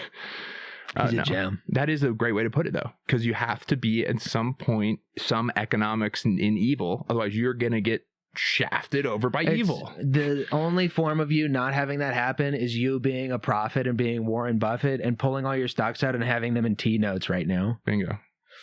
Dude, what a G. He's the smartest guy ever, dude. As soon as he pulled out, I knew I should have gotten out. I was like, oh my gosh, this isn't going to be good. You and every other first year at Swab. I could have known. Warren did it. There's no way. I should have just, honestly, if you, real financial advice is following everything Warren Buffett does and Nancy Pelosi. Dude. Or have you seen the inverse Kramer? The inverse Kramer is the best. It's crazy that this dude is still funded. How does this man have a show? Everything he's ever said has been wrong. It's been wrong. He predicted exactly. He goes, I think this week it was something like, now is not the time to, invest or something. And then it was the exact moment, 1041 is when he made this comment. 1041 is the exact bottom of another upturn. It's like, this dude is crazy wrong. It's crazy to be that wrong, but still, I mean, it really does speak to Donnie. It's like, you just lean in. Dude, just lean in. You just double down. Everyone who's successful in this country that we've grown up watching, they just lean into the grift. They lean into whatever it is. That's what you have to do. That's all we've learned to do. Whoever he has is the new speaker lady. Oh, she's great. The hard level ass of confidence, blonde bitch. The level of confidence that she has about everything that she says is this is great. And it is so funny too. I saw something on Twitter where somebody was like, who does this appeal to? And it's this is Donnie personified. This is exactly what he wants the person to be, is this hard person who, anything that is opposed to what they say, you immediately call it a hoax, a farce, or immediately discredit whatever source it comes from, not even giving any form of validity to the actual statements themselves, or even having culpability or whatever the word would be for saying when they're wrong about something. Now here's a guy that's read 48 Laws of Power by Robert Greene. He is imploring these laws of power, man. This guy, not for what, not for good. Yeah, no. And then have you seen that video of like during the election when he's like he's sitting watching like a Kamala debate, and he's got a blonde, good-looking woman next to him that he's just like talking, and she's just tweeting everything he says. It's like he wants an extension of himself in the form of a blonde, good-looking lady that will just be his mouthpiece. It's not only that's what he wants, is the representations of what like is like specifically coming from him, like the lady who runs his Twitter or the lady who does the press conferences. It's anybody around him. He basically wants to see mirror images of himself, which is so like it's a form of, if honestly like speaks to the like high level of ego that he has, a lot like what Elon has. Yes. Both of these guys are so egocentric. It's crazy. Like the only way to really hurt Elon is to say that he's bad at playing video games, which is fucking crazy. It's like, this is what you let get to you. Also, why do you have to be this godlike figure who's the best at everything? Just be real. Dude, you can't even have real sex. All these women are getting pregnant. They're all IVF. And they're all turning on him. It's so funny. The one lady, did you see the lady being the right St. Clair lady? Dude. Being like, I got to sell my Tesla because the checks aren't cutting it from Elon or some shit. Just immediately throwing fucking sand in his face. Grifts on grifts, dude. It's crazy. It is a who can grift the most. You were saying that Sexy Red is a plant? I can't get over this. Allegedly. That's what I. She's like what is it called? What are they? They're like hot chicks for the IVF. They're like psyops. Yeah, I mean, yeah. Is she a psyop for? Yeah, in a sense, like, you know, useful. Probably, I hate to use this term, probably a useful idiot to the CIA on the scope of the people that the CIA works with. Because I'm so sure they work with some fucking killers, and Sexy Red's probably not in that category. She's killing it though. I mean, hands down. The market share's up. Invest in Campbell's, Kraft, and Sexy Red. Sexy Red coin. She's gonna have a coin. How crazy is that the grifts extended to I can have a following that I just rob. Like, it's all rug pulling. It's all just grift rug pulling. Everything. The housing market, they use shitty materials to build a new home. Terrible materials. You move into your new home and it can't even pass inspection now because it's all just box shit put together. No care or craft. No, nobody cares anymore. That's really what it is. We need more mustaches and care in the world. Yeah. We need people to care. We need people here to adapt the whatever it is in the Japanese culture where they're like, I just want to, whatever it is that I do in this life, I want to do it. I want to be the best. I want to do it perfectly. Yes. And these motherfuckers, that's why all of their food and the craftsmanship behind everything that they make is just so perfect and meticulous or whatever, because it's like they care. I think we're starting to get a swing back. I think you're on like the start of the swing back, and I'm as we get younger. Up from us was a generation of, it was, pardon my French, but it was gay to try. It was dumb. It was, no one liked trying. Putting in effort to things was uncool for a long part of this country. Yeah. And because of that, because of all the economic, welfare that we had after the 2 world wars and Vietnam, everything else, the internet, because of that, we just sat on our hands and got lazy. Now it's kind of becoming cool to try again, to give a fuck again. I think so. I think that it also speaks to like what's happening with like the AI shit, where you have all of the, I know I say slop a lot, but it's heavily in my vocabulary. But so much of the AI, it's slop. So much of the AI slop that's generated, so many people now are seeing it for what it is, and so many people are more so leaning into like the real art that is generated from people. And it's also what you see with like when they did the like Studio Ghibli shit through ChatGPT or whatever, and then literally everybody who's not fucking stupid is like, this is terrible. We don't want this. And then you see like the XQC guy or whoever the like online like streamer guy is, and he said something along the lines of like, what do I care about the way that it's made? I just consume the product. And it's like, that's crazy shit. But that's a lot of... That's fucking insane. That's 75% of the market, dude. It's fucking crazy. Don't you think? Like what percent do you think it's are people more, like... It's an ungodly amount, I guarantee it. Because there's so many people out there who... They're losing care for the like meticulousness of what it means to like have a human touch to something. They're losing their soul. Yeah, exactly. Like fat. Those like, people straight have, up. yeah. They're like the NPC or whatever, you know, that term gets around, like non-player These people characters. are NPCs. It's not even just that though. There's always been, I think, NPCs and whatnot. 1,000%. There's now this new category of people that have NPC-defied themselves. They've auticized themselves through this what do I care? I'm just consume. Just consume. Yeah. That's all they do. And then they wake up and now they're an NPC. Or they don't even know. They came in. That's hilarious. They would never say that or think that they are, but they are the biggest form of an NPC because it's like, yeah, you're the version of the thing that literally could be categorized as just an endless pit of consumption. And you've got yourself now slop. From this bucket of free will, free thinking, out of the soul, out of humanity, into Ghibli, whatever the fuck. Yeah, to say like, what do I care about the process that it's made? That's literally the same thing as being like, well, what do I give a fuck if a child slave makes my phone? And that's like, what most you should people kind of care about that. We should at least talk about it a little more frequently. Yeah. We shouldn't be up in arms when we're at brunch and I at least mention it, that we're all carrying around child slave things in our pockets. But it's the same thing to say it like that. It's like, no, that's not right. It's not right. And it could be okay that there are not right things in the world and that we can address all the not right things. Yeah. And that we can still take joy in the good things that we might be fortunate to have. Like, there is no like, everyone's so absolutist all the things nowadays. Like you have to be in a bucket. You have to fit a pronoun narrative thing. Like, everyone has to be so well segmented and digestible. And I think that's an, again, NPC vote bucket. And that's not good.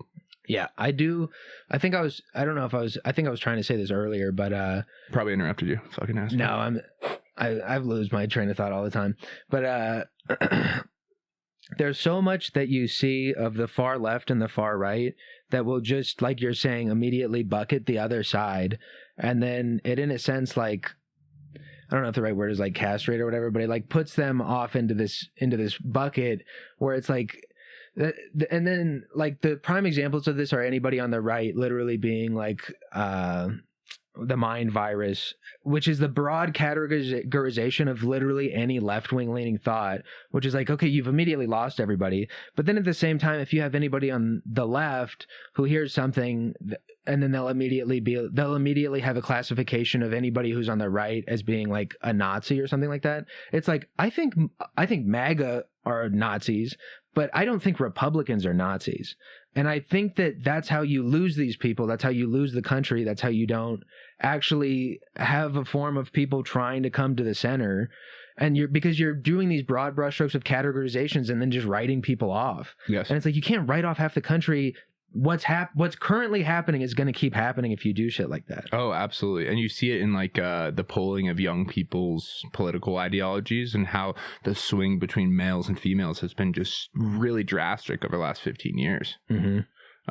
And that's not good it is important to have differences and differences of ideals, but when you have broad stroke separation between young girls and young boys, and they're both bucketing each other into evil, that's bad for society's impacts. What are the young men are way more Republican now, and then the young women are way more liberal? Well, to be honest with you, it's like most things where it's like the men have been around the same, roughly barometer of Republican, and the girls have gone full left. And that's kind of what you've seen in the last 25 years in American politics, is that like, the right has stayed relatively in the same range, oscillating somewhat within some spectrum, and the left has continued to just progress and add further issues to if you don't agree with me on this, you're in the evil bucket. Yeah. Well, if you don't agree with me on X, you're in the evil bucket. Well, now we've got this Y issue. The evil bucket is such a good way to put it, because it's like, you can't throw half of this country in the evil bucket. Yeah. That's crazy. And if both sides are throwing everyone they think is not like them in evil buckets, you get so segmented down to no type of civil discourse. No, because it's a thing where you're just creating an echo chamber for yourself. Well, and your words are now violence against me. No, right? That's what we get to, because 1,000%. because your words are a direct attack against my identity, which is directly tied to what my beliefs and ideals are, not me or anything else. But that's what I am now. Yeah. And that's dangerous when you got young girls and boys in this kind of thing. I don't think it's good. I think a lot of they're already bad at talking to each other. They've got cell phones and social media. I think it's also like I could totally see the swing to the right from males, because you'll hear shit from people who it's like all men are bad or whatever, and then it's like, I don't think it's the same thing where it's like, I don't think these classifications are good. I think that it's funny, but I don't think that these things are good for the overall like moral perspective of these people, or to want these people on your side. Yeah, I think that also it sucks with like social media or whatever, where it's like so much of what you see is the craziest form of the far left and far right, because that's what gets amplified the most. It's not actual centrist, which an actual form of a centrist, which I think is a good majority of Americans, honestly. Totally. I think there's most people that would, when they actually bucket themselves, they don't fit in the camps that we are fit to believe are the narrative camps. Mm-hmm. Yeah. Yeah. Those are the only buckets. And then if you walk in as a college freshman to a class, like, you think you're going to speak up with that comment of that, like, you know, civil discourse based idea to challenge something else that you guys are learning about? Or are you going to shut up and then nobody gets to learn? Mm-hmm. None of these 30 kids get to get better through your maybe somewhat ignorant, bigoted comment. Maybe not. Mm-hmm. Like, maybe your perspective is lacking nuance, but like, you asking that question makes everybody grow, and you staying quiet doesn't. Mm-hmm. And we're pushing closer and closer to an environment of like, you cogify yourself from birth so that you can work for BlackRock Company store and live in BlackRock Company house. Yeah. Oh my God. Evil bucket. And you'll never own anything and you'll be happy. And evil bucket. Yeah. 100%. You just find yourself there. Yeah. I think you just... Sorry for making this such a dark... I feel like I did not at all want to take this to where we brought this episode, but... No, I think it should be... a ray of sunshine in the storm. I think this should be the hope that you need to understand that people don't really hate you. You think that they might hate you. I don't think that they do. I think everybody at the end of the day wants everybody else to try and be as happy as possible. I think we're all in this crazy storm together right now. And I do think that you shouldn't give up hope, and you should push for good people and the morals and perspectives that they have, like what Bernie's saying, and try and change things at a local level, but also understand that even though all of this shit's happening at such a grand scale, you should still enjoy your life and try and affect what you can affect in your local community and be nice to your neighbor. Yeah, the things that, like, so well said. The things that make the most is like trying to make some stranger smile for something. Mm-hmm. Like, I don't know, that's what gets my heart on fire. Yeah, like, honestly, that's such a good part of like what stand-up is, in a sense, is because I didn't like, you start doing it because you're like, it's literally the thing where it's like, I want people to accept me. And then when you're younger, and then you're like, I just want, a lot of the times too, the funniest people, it's like, a lot of the funniest people have figured out how to be funny because humor is the best coping mechanism, and they're using it to try and get by with whatever bullshit they're dealing with in their life. Yeah, exactly. It's literally like, facts. I can't believe I'm in this situation right now, but let me try and make it fun and enjoyable to the best of my abilities. And when you're I had a guy come up to me after one of my shows, and he was like, when I was in the Bay Area, and he was like, I was having a really shit day, man, but you really made my day. Thank you. And I was like, fuck, man, like, you don't even think about it, but it's like, I can make somebody's day with this shit. Like, I can make somebody. Dude, I brought that over to like life. Yeah. And I was like, oh, dude, you can make someone's day with a joke at a mic or a show. Everything could be a mic or a show. Mm-hmm. Like, I'm buying bagels from this lady. Like, I bet I can try to make her laugh in this like 30-second interaction and like brighten the fact that she might have to deal with some shitheads behind me. Mm-hmm. Dude, that stuff goes way further than I think that's the, to put a sports analogy on it, those are the plays that do not show up in the stats after the game. Like, those are the effort plays of life that make the team a champion team. Mm-hmm. Compounded over years and years and years, and interactions. And like, it's on the people in those interactions to take the account. Like, no government's going to mandate that we be nice to people when you buy your bagels and make them laugh. No. Yeah, no. You got to take anything it on you. They try and mandate. Yeah. I'll do some accountability here and be a good person. Yeah. So, well said. Yeah. That's nice. That's what I mean. What a nice ending. I think that's a nice Beautiful. place for. We're gonna have you back, and we're gonna just have a fun riff fest next time. We're not talking about any politics. Jesus Christ. That was mostly me. I'm sorry. I fumbled the ball. So it's hard. Have you heard of this silly country called England, Grayson? Yeah. Oh, those are niggas with the peas and mash. we love Big Mike here in Tolerable. So, He said peas and mash. it had to be on the board. It's too good. They do These are great. You just need everybody's soundboard should just be Big Mike. Mike, dude. And Mike, I got my grandpa who's now passed on here. He's up in heaven. Come sit down. He's still on the soundboard. Love it. Come sit down. Come sit down. I love that. Well, they do this thing over in England called knighting. Mm-hmm. Here at Top Shelf Studios. I am doing the hiding. Because all my life, people have been like, hey, can I get a couple inches? How's the weather up there? Do you play basketball? All this kind of stuff. Well, I've come to learn now I got this prefrontal lobe, they tell me, is that I'm just waking up in a meat suit. It's a vehicle that I drive every day. And it's like, oh, man, I look out in the world and we're all judging each other on our vehicles nearly more than anything else. Yeah. It's like very silly to me. So after a long-form conversation, I am pleased to be giving away the inches and give you a hard height. How tall do you stand physically? I'm 5'11" right now. Right now. He's like, I could pop up whenever. Grayson Garcia. Give me 1 inch. I hard height thee 6'8". Fuck. Dude, that's a big heart. You might require procedure down the line, but I feel like I got you're clearly out in the world trying to make a positive difference. Oh my God. Through whatever that means. And then, dude, I'm just pleased. I truly mean this. Pleased to have met you. Pleased to have talked to you. This is great. Honestly, I want everybody to know this is the second time I've ever been knighted. I did get knighted as a kid in medieval times. Hell yeah. This is heighted. So Heighted. yeah, I mean, ripping him off. Those medieval fucks. Yeah. I'm taller and I'm royal now. So respect me, everybody. Put some respect on his name, would you, folks? please, before you leave, just put some respect on his name.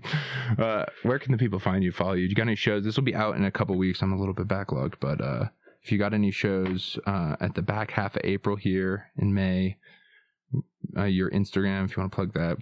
Back half of April. I can figure out exactly. Damn it. This is the authenticity that people come for. I got a haircut. If Nice. anybody wants to come check that out. Dude, that's going to be really good. Check out my Instagram. I think it's Grayson_Garcia. Yep. Check that out on Instagram. I'm gonna start trying to put out a podcast myself. I'm Tease the name. It's gonna be The Dog's Den. If you change it, it's DOGZ. fine. No one's going to hear this. Nobody's ever gonna hear this. And what if I blow up like somewhere I would down love there? That'd be this. so fun. I would love All that. the times I've said that on the show, like nobody fucking Nobody's listens. ever gonna hear it. That's really truly the best. That's what blows up is when you have the. All right, that stuff. I'm running a comedy show, first or second Thursday of every month at the Edgewater Beer Garden. That's called High Five Comedy. Check that out. High Five Comedy. High Five Comedy. Me, Nick Ellis, Josh Donahue. Showcase show or? Yeah, showcase show. Nice. Killer. I'm just gonna put it. April 16th. I'm gonna be at Oddball Hour at the W. That already happened, folks. That already happened, folks. The 22nd's when this is going to come out. You Sorry, missed Grayson. it. You also missed me at Loveland Don't Tell. Dude, Loveland Don't Tell, dude. They should really have gone out to that. That's going to be a fantastic You show. should have went to that. First week of May, I'm going to be doing shows in the Bay Area. You should fly to those. You can fly to that. And then the 23rd of May, Lakewood, Don't Tell. 30th, 31st, I'm hosting at Looney's. Come out. Looney's. End of May. End of May. If you have not been to Looney's, go check out the Springs. Looney's is the fucking best. Looney's is a gem of a comedy club. We love Looney's. If you're down in here. the Springs, go check it out. It's really a fucking great place. I know I'm a door guy at Comedy Works, but you folks know if you listen to the show, I am a proud supporter of all the comedy in Colorado. Very proud supporter of all the comedy. Go support live comedy. Please do. Go support Grayson. Show him your love. Please give him do. that intolerable bump. I promised him at least 2 people. Go over there. 2 of you. 2 of you. Come on over. I'm a good guy. I'm gonna be. Yeah, my podcast is gonna be. We're gonna be putting that out. It's gonna be about fun stuff. I totally. Just as much as this one, if not more. But no, this is a fucking gem of a podcast. It's so much fun. It's so nice to meet you, dude. Thanks. Thanks for being on my solo show. Don't forget to like and subscribe. If you want to comment something, help with the algorithm. I don't know how all that works. So you're probably not hearing me now. You're not listening. That's right. This is for no one. Fuck off and be well.